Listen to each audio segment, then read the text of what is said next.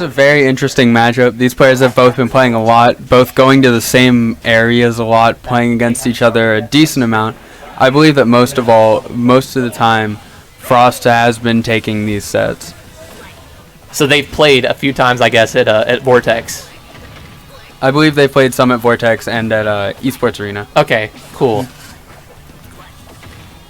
Yeah, I believe most of their sets have been at least somewhat close, though. Both players really showing that they are considered higher tier players. Yeah, and Frost, kind of a passive player. He really likes to just put on the ink and get that damage racked up afterwards. So he's kind of got a flow that he follows, but it's a very it's not a flow chart that just he follows to the core. It's effective, and when it doesn't work, he's obviously good at adaptation. Otherwise, he wouldn't be so good, right? But Sleepyhead, a very patient player, kind of falls apart if his pressure, or if he gets pressured, or if his camping gets infiltrated a little bit.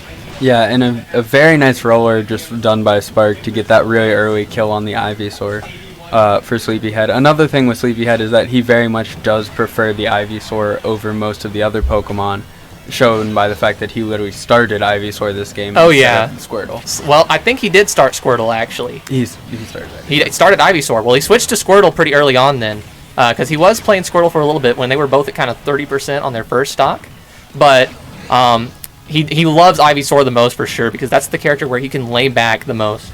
For sure.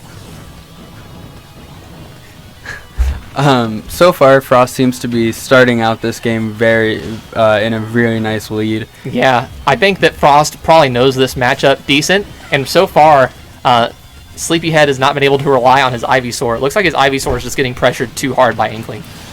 A nice back air, though, by Sleepyhead, evening out the stocks, trying to sort of get back a little bit of momentum and not letting Frost just run all over him. Yeah, Frost loves that roller, and it cost him there. Oh, but catching the Pokemon switch. He caught Squirtle, actually. Yeah, and right there, Sleepyhead trying to switch as fast as he could to get back to that Ivysaur, but getting punished, and Frost getting a really nice combo off of just one hit. Right. You see some panic defensive options coming out from Sleepyhead. He's definitely got to reevaluate, because it looks like this game is curtains. Yeah, Frost really commanding after that one combo, just letting him get a really nice lead. Sleepyhead has the opportunity to make a comeback. He's got control right now. He's got a little bit of space, but it seems like he's almost uncomfortable to throw out that Razor Leaf past half-stage distance. Or sorry, within half-stage distance. Because he's been getting pressured by Frost so good so far. For sure. And if he wants any chance of taking this game back, he probably is going to have to take this stock right now. But most likely at this point, it's more so going to be him having to think about what stage he wants to go to next. Well, of course, you stay in each game till the end, and Sleepyhead's still fighting, but he gets caught jumping there. I would like to see Sleepyhead feel a little bit more comfortable with his defense, because when he got pressured, every time he fell apart, and he would get comboed and murdered out there. And definitely seeming like he just doesn't even feel comfortable at getting his defensive play out there. He was doing a lot of jump aerials at mid-range, which is a weird option for Ivysaur. Like jump neutral air.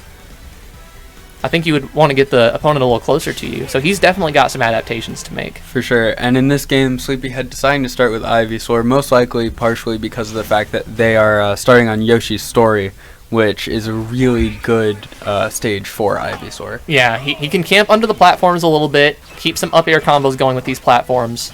I think the stage layout definitely helps a lot. And up B will kill very early for Ivysaur now too.